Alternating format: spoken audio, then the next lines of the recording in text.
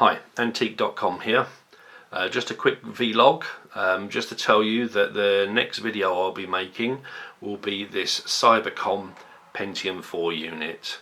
As you can see, there's quite a bit of yellowing on the case. These colours are supposed to be the same, so we've got cream here, like a mustardy yellow here. I believe it lived in a conservatory, so that may well explain the sun bleaching.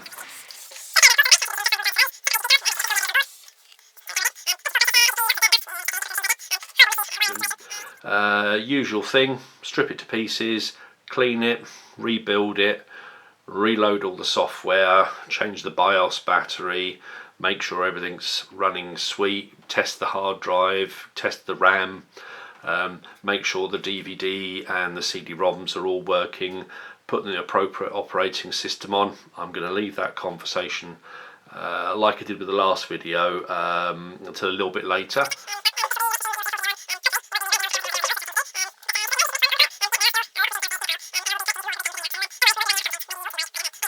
This is the next machine, so I'll catch you when the video comes out.